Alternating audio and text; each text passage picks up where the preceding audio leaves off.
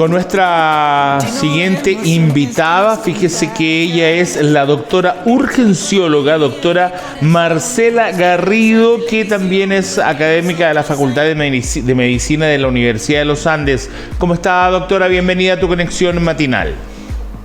Hola, muy buenos días. Buenos Muy días. bien por acá, ¿cómo están por allá? Bien, también. Buenas tardes ya en realidad, son las 12:07. Doctora, a ver, estamos con una ola de información respecto a lo que es el fentanilo.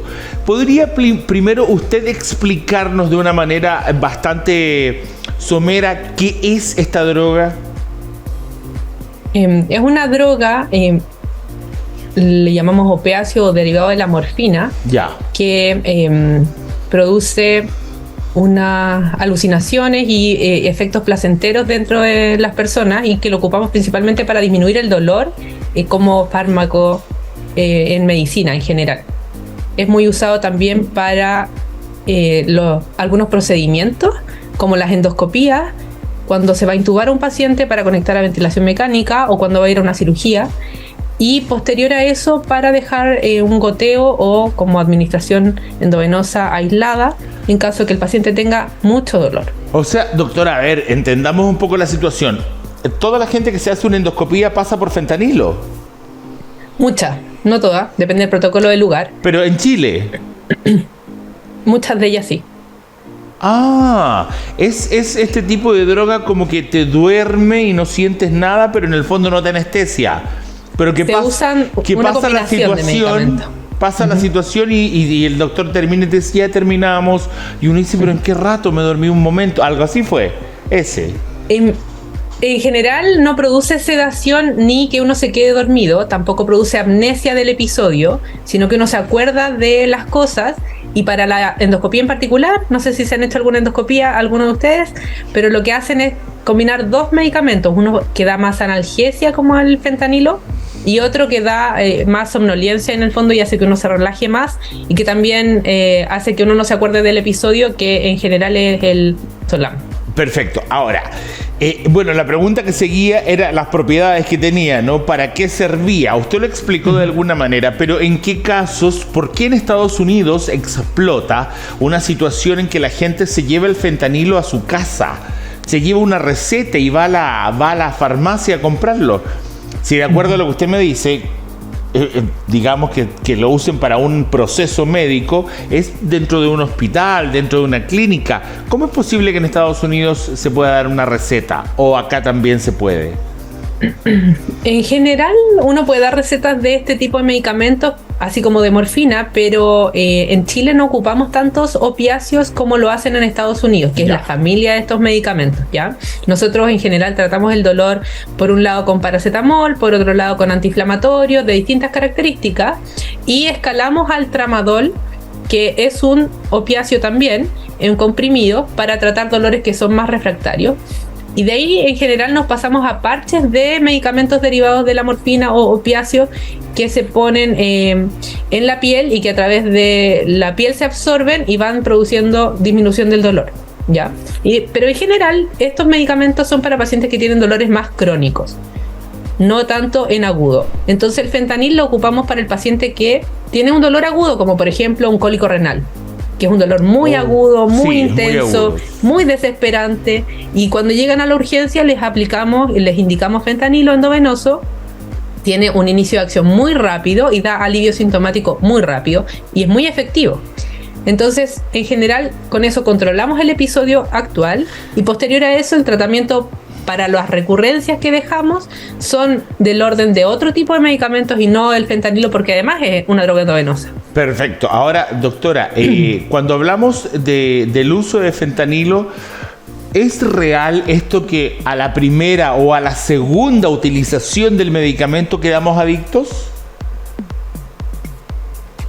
Hay personas que tienen más propensión a quedar adictos a los medicamentos, ¿ya? Pero no significa que todas las personas que, por ejemplo, han usado fentanilo dentro de un contexto de salud, dentro de un contexto hospitalario, vayan a quedar adictos porque usaron una bomba de fentanilo durante su hospitalización.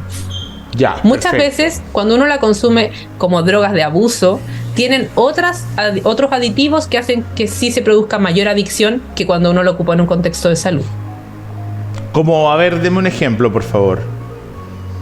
Hay veces en que se combinan medicamentos con cocaína o con otras drogas que tienen Ya. mayor capacidad adictiva que el fentanilo propiamente tal. Doctora, ¿y por qué se ha dado este fenómeno de la gente zombie en Estados Unidos? ¿Por qué cuando muestran las calles, me parece que he visto en Filadelfia y en San Francisco, mucha gente en la calle drogándose, calles enteras de gente poniéndose fentanilo y así, perdidos, rigidez muscular, una persona drogada, pero drogada, no en un contexto de que puede estar en una fiesta pasándolo bien, sino drogados como paralizados al sol, sin saber qué hacer. Probablemente estas drogas que están vendiendo, que están disponibles como drogas de abuso en Estados Unidos, no son de fentanilo solo, sino que son con otras drogas que están produciendo estos efectos en las personas, ¿ya? La mayoría de las veces se está combinando con éxtasis, con cocaína, con heroína, con metanfetamina, y eso está produciendo el efecto que se está viendo hoy en día en las calles. Y por lo mismo, mucho más, con propiedades adictivas mucho mayores que el fentanilo propiamente tal. Pero el efecto de analgesia y de bienestar que está produciendo el fentanilo hace que las otras drogas también sean mucho más atractivas. Además de que la potencia que tiene esta droga en particular es muy alta. Ya. Entonces tiene una rapidez de acción y otras ventajas, que por eso nosotros lo ocupamos para el dolor, porque es muy potente también, pero también lo están usando como droga de abuso por esas mismas propiedades. Y está haciendo que las drogas también sean más atractivas. Estas otras drogas que antes se usaban sin fentanilo. Doctora, ¿y por qué pasó que de repente se puso, yo no sé, yo creo que hace 2 o 3 meses yo no sabía que el fentanilo tenía este malestar entre la población, toda esta desgracia que se ha hecho con el tema? ¿Qué pasó que de repente explota así a nivel mundial la idea? Aparecen películas, reportajes, documentales, y todo el mundo dice, no, el fentanilo, qué terrible, la droga zombie. Pero hace un año esto no estaba, digamos, popularizado. ¿Qué pasó que de repente se escapó de las manos totalmente?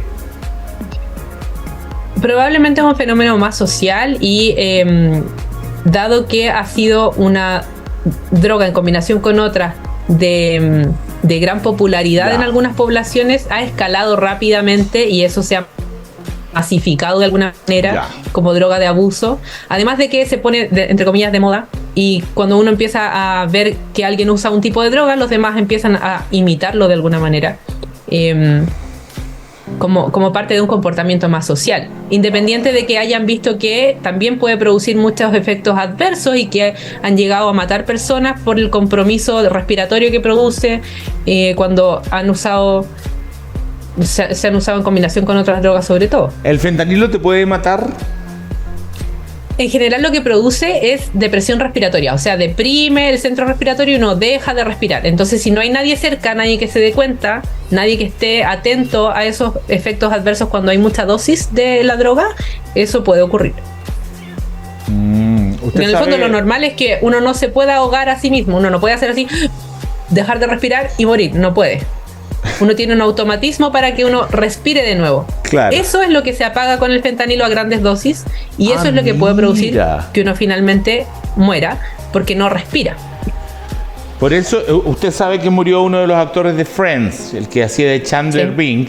Bueno, acaba de aparecer en las noticias que ya parte de la autopsia, que se va a demorar entre 4 y 6 meses, ya supieron que no era por fentanilo. Entonces uno dice, oye, pero están todos concentrados solo en eso. ¿Me entiendes? Sí. Están todos en este minuto en el mundo concentrados en eso. Ahora, ¿quiénes según su mirada deberían tener de alguna forma mayor control con esta situación? ¿Las policías o los médicos? Porque si usted como médico ve a alguien con un dolor muy agudo, no es adicto, es una persona común y corriente, ¿no sería mejor no recetarle fentanilo para que no vea que se puede hacer adicto, para que no siente el placer de la... No es así. Yo creo que siempre tenemos nosotros como médicos una responsabilidad en ese sentido. Ya. Y uno va evaluando patrones. Muchas veces lo que va pasando es que hay gente que consulta en reiteradas oportunidades en distintos lugares buscando que se le dé cierto medicamento cuando ya tiene alguna adicción. Pero el uso aislado, cuando uno tiene el dolor muy agudo y que alivia el dolor, no hace que la persona vaya a ser adicta a ese medicamento. Y en general, en los pacientes que tienen dolor lumbar, cólico renal, uno ocupa opiáceos, no necesariamente fentanilo, para poder aliviar de forma rápida ese dolor y ayudar al paciente. Pero no los dejamos de forma habitual para la casa. ¿Ya? Yo creo que ahí el tratamiento a domicilio con estos medicamentos, a menos que sea que el médico realmente va a poder seguir el caso, seguir controlando al paciente, lo va a seguir viendo, por eso ponemos tantas restricciones para dejar este tipo de medicamentos para la casa. La venta tampoco es libre, la morfina y el fentanilo se compran con receta cheque, no son con recetas normales ni tampoco receta con membrete, sino que son recetas cheque, que se compran solamente en lugares especiales, y ciertos médicos la tienen, no todos. El médico que tiene ese tipo de receta está registrado con ese folio. Entonces hay hartas restricciones para que podamos dispensar este tipo de medicamentos de forma más abierta a la población. Doctora, ¿existe fentanilo en pastillas? No tenemos fentanilo en pastillas nosotros. Nosotros en Chile. Por eso en general lo que va pasando es que no hay. Que me parece que en el mundo tampoco hay en pastillas, pero lo que se está haciendo es generar pastillas con otros medicamentos, poniéndole el fentanilo. Ah, perfecto. Pero en Chile el opiáceo que tenemos disponible en pastillas es el tramadol. Ah, el tramadol, sí. Ahora, doctora, cuénteme una cosa. ¿Qué cantidad de veces o de tiempo tiene una persona que usar una droga para volverse adicto? Depende de la potencia adictiva de la droga, ¿ya? Ahí es muy variable. Y además de eso depende de la persona. Mira, lo que uno en general ve es que hay gente que es más propensa y podría haberlo usado durante...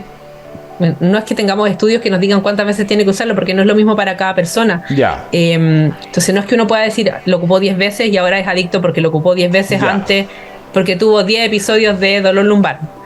No hay una relación entre una causa y un efecto directo, ¿ya? En general,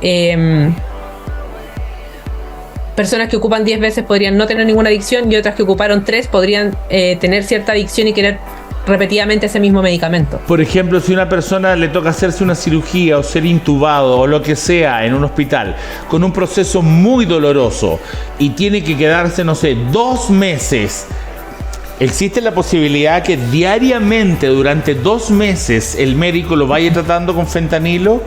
Y ahí ahí sí subiría la posibilidad que esa persona salga adicta, ¿o no? Sí, aumenta la posibilidad mientras más tiempo se use, y en general lo que hoy en día se usa para estos pacientes que se van del hospital o que quedan en el hospital son bombas que hacen que uno vaya controlando la dosis según la cantidad de dolor que tiene con un tope, ¿ya? ¿Cómo bombas, y eso, doctora? Endovenosa. Hay una máquina que va entregando una dosis de medicamento y uno la va regulando según si necesita o si no necesita. Exacto. Uno aprieta un botón para darle más dosis o menos dosis. El mismo paciente en el fondo regula según la cantidad de dolor que tiene. Eso hace que uno tenga una mejor optimización del medicamento versus dejar una dosis permanente independiente del dolor que el paciente tenga. ¿Ya? Le da más independencia al paciente también. Y disminuiría la dosis total del medicamento, y uno siempre pone un tope de seguridad, ¿ya? Doctora, eso disminuye un poco la probabilidad de que la persona se haga adicta a pesar de que tenga un tratamiento más prolongado, pero sí, mientras más tiempo esté con el medicamento, más posibilidades de adicción va a tener. Okay. Y por eso también uno lo va desescalando de a poco para que no sienta privación del medicamento. Ya. Doctora, ¿existe algún tipo de persona más proclive a ser adicta?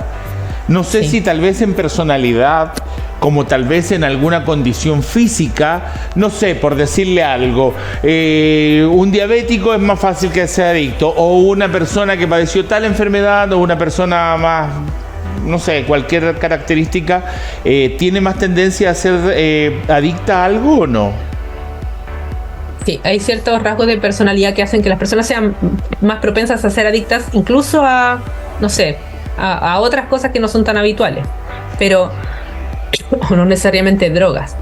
Ya. Pero esas personalidades tampoco es que estén tan definidas y que uno pueda hacer como un diagnóstico tan rápido al evaluar un paciente para decir, ok, a este le voy a dejar fentanilo, a este no le voy a dejar opioides. Claro, no se puede, habría que tener un estudio psicológico más profundo de la persona. Exactamente.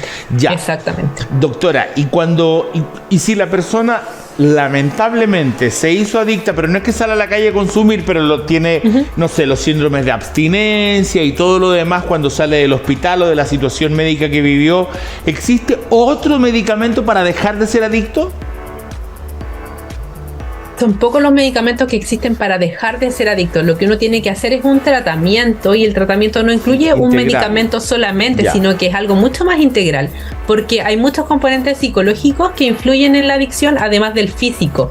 Y el físico muchas veces sí se puede controlar con algún medicamento, pero la parte mental y psicológica es muy importante dentro del tema de las adicciones, y probablemente la gente que se está haciendo adicta tiene mayores problemas que no están dentro de la esfera de como del consumo de drogas propiamente tal, sino que este es un síntoma más de problemas que está viviendo la persona en su vida.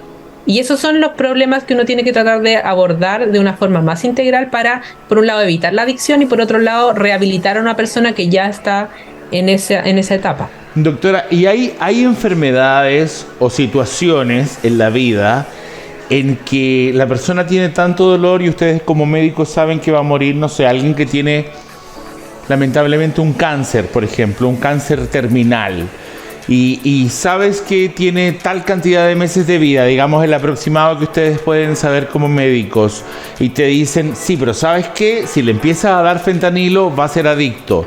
En ese caso, ¿deja de importar esa adicción? Sino que comienza a importar que los últimos días de la persona esté contenta, tranquila o sin dolor, y se le puede administrar de una manera un poco más, no es la palabra desordenada, un poco más holgada. Los cuidados de fin de vida son un tema muy interesante, y en general cuando hay personas que están sufriendo, que tienen dolor, uno sí ocupa opiáceos, no necesariamente fentanilo, pero opiáceos que tienen las mismas propiedades para tratar el dolor en estos pacientes. Y eso se hace a través de distintas formulaciones, y sí ayudan mucho a manejar el dolor a los pacientes, y algo que está totalmente permitido. Y en el fondo uno no piensa en el problema de la adicción versus no adicción en ese momento, sino que el bien primario del paciente. Y ese bien primario es que no sufra. Claro, o sea, sobre todo los cuidados de fin de vida. Claro, en el fondo no como médico no va a estar, no que se va a hacer adicto ya, pero si le quedan 2 meses de vida, que se haga adicto da lo mismo, pero que se vaya sin sufrir, digamos, ¿no? A eso me refiero, se prioriza de otra manera cuando estamos hablando de una persona que está terminal. Exactamente. En general eso es lo que se hace, y lo que uno prioriza siempre es el bienestar del paciente. No es que uno no piense en la adicción, pero se pasa por la cabeza en algún minuto, pero no es algo que sea prioridad. No. Lo que sí uno trata de cuidar y proteger es que la dosis sea una dosis adecuada, que ojalá sea manejada por el mismo paciente, y que tengamos un rango de seguridad amplio para que no nos pasemos en la dosis y provoquemos esta depresión respiratoria que finalmente deje de respirar por el medicamento. Ok. Doctora, ¿todo esto tiene que ver entre sí de alguna forma? ¿La morfina, la heroína, el fentanilo, tienen algo en común? La morfina y el fentanilo son de la misma familia, son todas familias de opiáceos, y estos sí se ocupan para el manejo del dolor habitualmente en escenarios de salud. Ya, ¿y por qué la morfina no es así como súper popular en el mundo? ¿No es que hay calles llenas de gente con morfina? No, yo creo que ahí debe tener algunas propiedades farmacológicas en que no se ha podido mezclar tan bien con la otra droga, probablemente. Pero además el efecto de la morfina, a pesar de ser más prolongado en el tiempo, es menos inmediato que el del fentanilo. El fentanilo tiene una acción mucho más rápida y a menor dosis es más potente. Perfecto. ¿Ya? Entonces, probablemente con mucha menos cantidad, porque de hecho el fentanilo lo medimos en microgramos y la morfina la medimos en miligramos, mucho más chiquititas las unidades, produce mucho mayor efecto. Perfecto. Y eso hace que probablemente para la gente sea más atractiva porque tiene un efecto inmediato. Doctora, en este caso, ¿usted siente o cree que lo que ha estado pasando en estos últimos días en Chile, en que se han pillado un par de personas intentando ingresar de manera de tráfico, digamos, fentanilo a Chile, esto podría llegar a descontrolarse entre la población común y corriente, no entre los que están enfermos? Yo creo que aquí hay que tener bastante precaución y en general las drogas en Chile, que antes no veíamos drogas inyectables, no veíamos drogas tan mezcladas o sintéticas, no veíamos ese tipo de drogas, hoy en día las estamos viendo. Estamos viendo todas estas drogas de abuso de una forma mucho mayor a lo que estábamos habituados a hacerlo y ha conllevado a tener muchos más problemas de salud también asociados a ellas. Creo que es un tema que hay que tratar y hay que cortar de raíz. Ya. Las drogas en general vienen de afuera, están entrando por las distintas fronteras que tenemos y tenemos que tener las precauciones ahí para poder controlar el tráfico de drogas, que es un tema muy relevante. Doctora, y otra cosa que siempre me llama la atención, estas drogas, por ejemplo, la heroína, el mismo fentanilo, usted tiene que ponérsela en la vena, con una inyección, con una jeringa, me imagino que una jeringa chica como la de los diabéticos, ¿cierto? Pero tiene que achuntarle a la vena. Y usted, cuando va a sacarse sangre para un examen, muchas veces la gente experta no puede y te hacen doler y no te encuentran la vena y te cambian el brazo y bla, bla, bla. ¿Cómo hace una persona entre una borrachera, una drogadicción, una adicción, un estado alterado, más encima enterrarse y le achuntan justo a la vena? ¿O puede ser que lo hagan en una parte muscular y también funciona?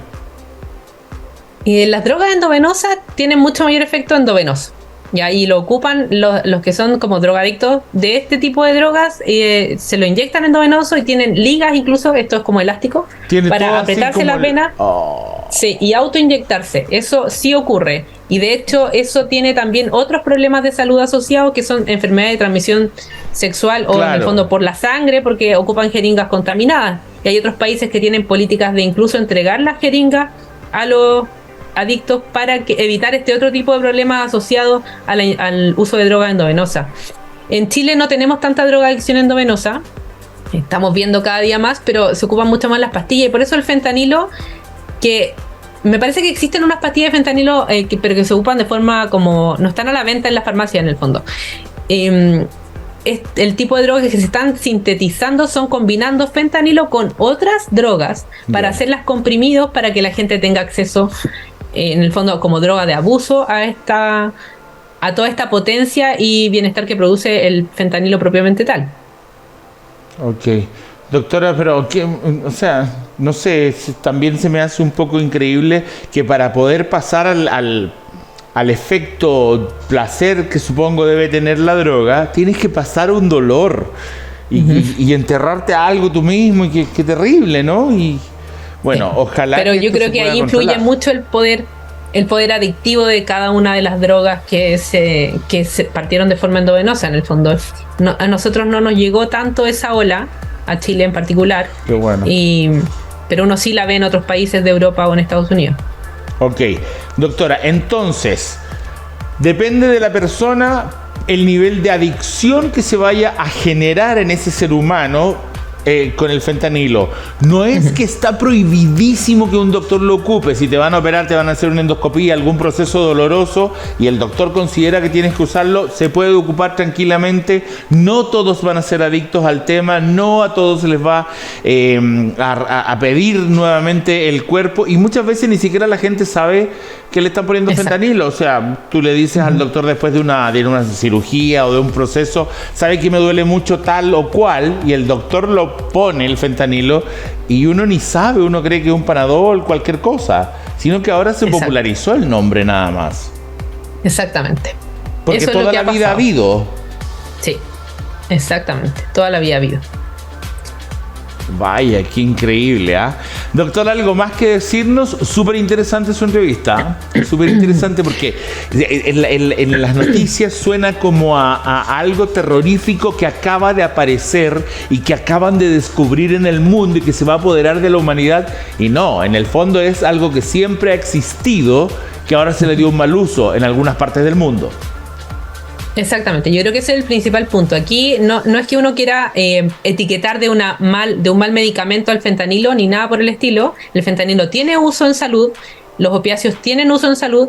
Hoy en día, como droga de abuso, se está fabricando en combinación con otras drogas para hacer una droga de abuso masiva que está provocando todos estos estragos en Estados Unidos, sobre todo. Ya, doctora, y dígame una cosa, ¿esto es verdad que produce rigidez muscular y por eso se le dice la droga zombie? Porque la gente se queda así como, que no alcanzo la pantalla, como la gente como que se queda así perdida, así como sin moverse, por eso es la droga zombie. No, en general, perdida sí queda. Perdida queda mental. Con la mirada más perdida, mentalmente perdida, un poco mareada, pero no produce rigidez de las extremidades. La es gente que la puede persona caminar, no se mueve. queda más, de hecho, queda con menos tono, de hecho, como más lacia, como se dice, más que quede rígida, sino que anda así, no. Okay. Por eso muchos de los efectos son por la combinación de las drogas y no necesariamente por el fentanil propiamente tal. Ok, doctora, muchas gracias por habernos dado esta interesante entrevista. Que esté muy bien usted. Muchas gracias a ustedes por la invitación y por el espacio para hablar de este tipo de temas. Ok, doctora, cuando quiera. Que esté muy bien, gracias. Nos vemos. Chao, chao. Y ustedes, bueno, ya vieron ahí a la doctora que nos explicaba exactamente de qué se trata el uso del fentanilo y para que vea que tampoco es algo que no se puede usar nunca. Si usted está bajo supervisión médica y sobre todo si está hospitalizado, si está en un proceso que requiere hospitalización, el fentanilo puede ayudarlo bastante. Nos vamos a un corte y regresamos. No se vaya.